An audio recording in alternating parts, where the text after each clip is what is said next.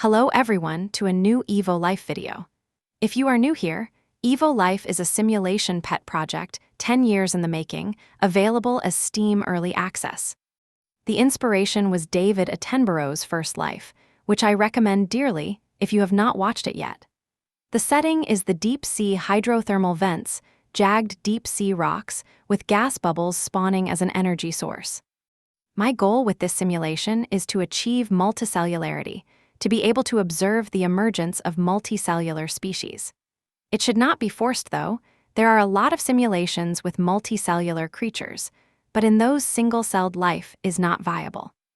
I want single-celled life to be as viable as multicellular one, so the cells are simulated on the organelle level. It uses your GPU to perform as much computation as possible with today's hardware. It has simulated physics, simulated fluid, simulated biomaterials, cells simulated in the organelle level, simulated DNA, and simulated evolution. I am happy to announce a new release, version 0.10, which adds simulated seasons to the environment. Constant environment. So far, EvoLife had a map editor, which I was happy with, but it generated constant worlds. What is the problem with constant worlds? It is not intuitive to answer. Our real-life world is constantly changing in all timescales. We have a day-night cycle that changes light levels. As the Earth orbits the Sun, we experience seasons. This modifies the local temperature and drives seasonal weather events. But we can zoom out even more. Measured on the millions of years scale, we can observe tectonic shifts, raising of the mountains, and changing of the global weather systems. Each change requires life to adapt to the new environments, so the lack of change is pretty difficult to imagine. But we don't have to. We have a white paper by Kashtan and Alan from 2005, Spontaneous Evolution of Modularity and Network Motifs. They set up an environment with digital circuits, driven by evolution. When the achievable goal was constant, evolution designed a minimum viable circuit. With the goal not moving, after a while, each creature was incentivized to solve the goal, but be as minimal and efficient as possible. Then they ran their simulation a second time. This time, there was no constant goal, but two goals that switched periodically. The evolved creatures developed modular features that they turned on or off when the simulation goal was changing. They evolved to be able to do both goals, with a minimum number of mutations needed to switch from one goal to the other. The constant goal achieved a minimum viable circuit. The changing goal designed a modular circuit. In our world, we see modularity all around us, and now we can see that this modularity, this complexity is maybe driven by the constant need to adapt to our ever-changing environments. In my simulation, I also do not want to see the optimal life form dominating everything. I want chaos, change, evolution to happen constantly. So we have to have a season subsystem. Now the question was, how to implement it. I knew that I do not want to hardcode any season feature. The average user should be able to create a custom season scenario.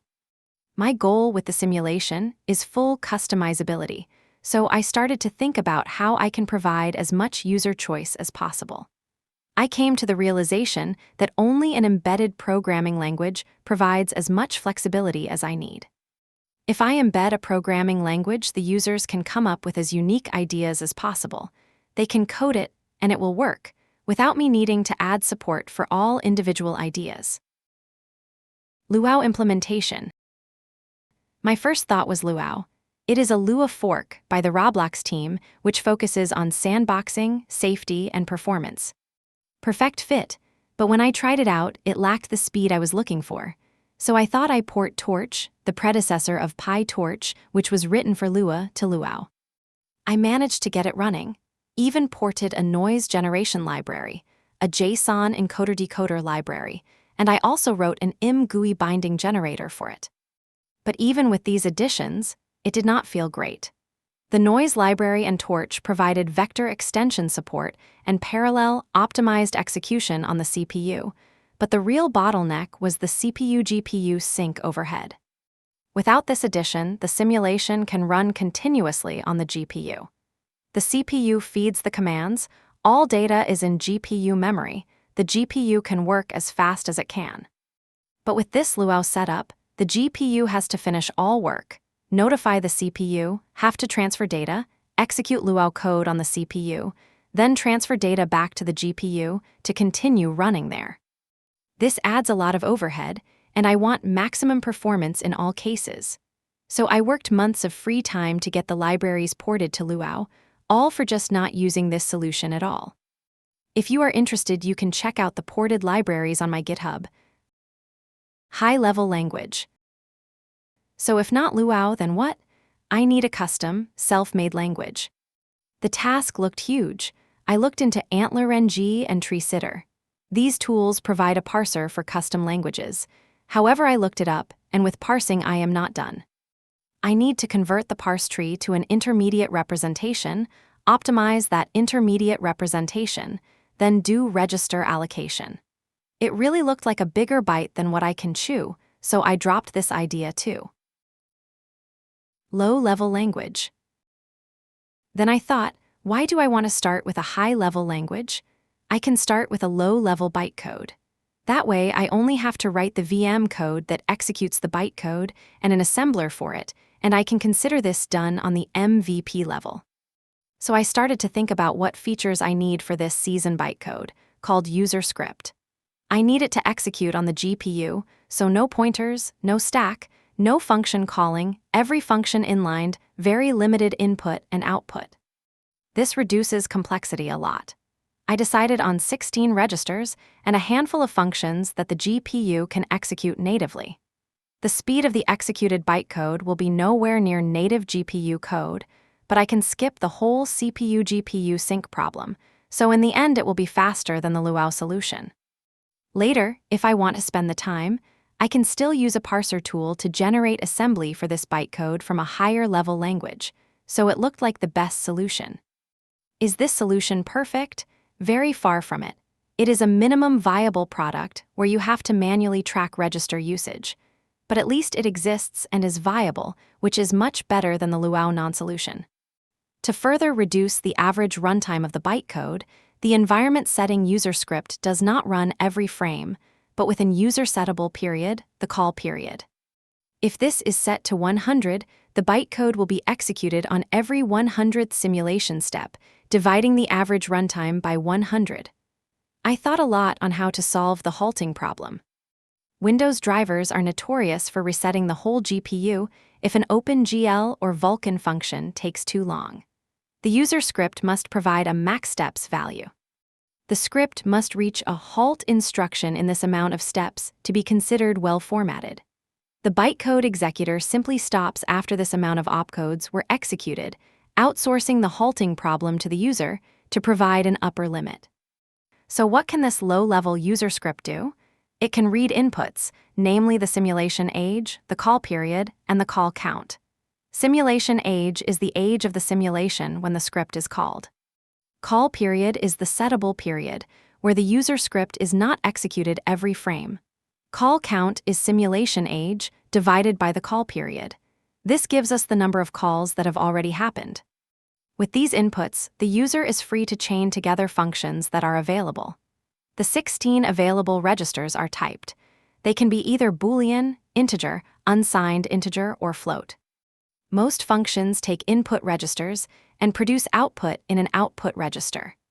Not respecting the register type results in an error when run on the CPU and undefined behavior when run on the GPU. More on this later. There are functions to convert from one type to another. There are functions to jump or jump if a condition is true. There are binary operators that work on Boolean types and bitwise on integer types. There are comparison operators that result in a Boolean in the output register. And there are math operators, some work on all numeric types, some are integer only, some are signed only, and some only work on floats. With these tools, the user script can produce outputs. Current outputs are gravity, both X and Y components, the water fan velocity multiplier, and the food spawner spawn rate multiplier. I was really torn on what outputs to include. I wanted something physical, which became the settable gravity, and something fluid related, which became the fluid fan speed multiplier. I also wanted something that would simulate the food abundance scarcity duality of our summer-winter. This becomes the food spawner spawn rate multiplier. Set it to 0 and no energy is added to the simulation. No food spawns, the 7 years of famine, wintertime. Set it to 2 and food becomes abundant, the 7 years of plenty, summertime. With these inputs and outputs, I believe I can achieve some interesting results already, becoming a real, dog-fooded MVP. I quickly realized that most of the time I just want to tweak a constant that the user script uses. To facilitate this, I added input support. These inputs are interpreted as GUI elements, which become constants at assembly time. The type of these are either constant, which provide text input, linear slider, or logarithmic slider. These can be fine-tuned using the GUI, which is a nice segue into the next chapter. GUI. There are 2 ways of executing this user script. The first one is the graphing GUI, where one will first interact with the new season's user script subsystem. This provides an input box for the user script assembly. The first button assembles the provided text to bytecode and notifies the user if any issues are found during assembly. If that check passes, the user script is executed on the CPU side. The inputs become visible, and the user script is executed using their current values. Executing this way checks register types, and using a register with an opcode that expects a different type results in an error. The script is executed for the first few thousand calls, so there is no guarantee that it will behave correctly after that. But if you program it in a sane way, you can make sure your program is correct. The output of the script is a plot, where you can set what you want the x-axis to be, simulation age, or time. To convert simulation age to time, you have to provide expected simulation steps per second, as there is no way to predict that. After you check the first few thousand or million outputs, you have the option to upload to the GPU. GPU. The GPU can execute the same bytecode as the GUI, except that here the GUI inputs are frozen. If the program runs into an error, a register is used as the wrong type, or the program does not finish in the predefined step count, it is undefined behavior. It won't ever crash the simulation, but the outputs are not guaranteed to be set or set to the correct value. It is what it is. There are tools to check correctness for sane bytecode, and on the GPU it must run as fast as possible, which means as few runtime checks as possible. Results. So with all this setup, what were the results? You know how it is with evolution, you can never be sure. Is the evolution I observe a lucky mix of circumstances available in the previous version also? Maybe yes, maybe no. No one knows. But one thing is certain. The very first world I tried with the new season system produced some incredible results. The settings I ran with are available as the default code for user script when you activate the setting. It produces a rotating gravity field with an oscillating water fan and food spawner multiplier. The frequency of the 2 multipliers are set in a way that there is a slight offset between the 2, so one setting constellation never repeats for a long time. The rotating gravity field helps in multiple ways. Previously, I observed that new, successful mutations always come from the top half of the world. My reasoning follows. If a cell happens to be born in the upper half of the world, and it is successful in the local niche, it does not have to exert much energy to spread. Gravity does most of the work for it. This provides a stable world with a stable world order. But what if I mix things up? This way, each part of the world gets its turn to be on top. Sediment does not settle, it is rotated continuously. This shake-up makes the sediment bioavailable in the world. It does not get locked in crevices that living things cannot touch due to gravity and other factors. The oscillating water fan speed achieves the same thing. Sometimes the current is strong, sometimes the current is non-existent. Just like real-life seasons, you have to be prepared. In the spring and autumn rain, the rivers are full and currents are roaring. In the stability of winter and summer, the currents are less severe. Does it map one-to-one to deep-sea vents? No. Does it make sense in the big picture? Yes. The food spawner multiplier oscillates the same way. Winter, no food, summer, lots of food, same reasoning. Hopefully good results. No one really knows how multicellularity evolved. It is a scientific mystery. So let's dig into what I saw, what you can see if you download EvoLife, available in early access on Steam. Why early access? I cannot guarantee you see what I want to promise: evolution from single-celled to complex multicellular species. But 10 years in the making, and I am getting closer and closer to cracking the code. Is it a breakthrough? Not yet. You will know when I can guarantee single-celled to multicellular evolution when I release Steam Stable 1.0. But what did I see? Proto-Sponge Evolution. Let me report, this is the closest to real multicellularity I have ever seen. The sponge strategy emerged spontaneously. What is the sponge strategy? Sponges are an extremely interesting species. They are almost single-celled creatures, but the cells are clumped up. Please watch David Attenborough's First Life to grasp the seriousness of this matter. Sponges are simple multicellular species, whose life strategy is quite simple. Use flagellate cells in ways that exploit fluid physics. Together they manage to filter through more water than what they would be able to manage individually. We could say the sponge cells managed to find an exploit in the real-world fluid physics engine. Obviously, this is a great oversimplification of the real-world sponge species we can observe today. But these species successfully managed to evade extinction for millions of years. The first sponges, we can assume, were even more simple compared to their modern counterparts. So survivorship bias, one way or another, they are a killer species. This is what peak performance looks like.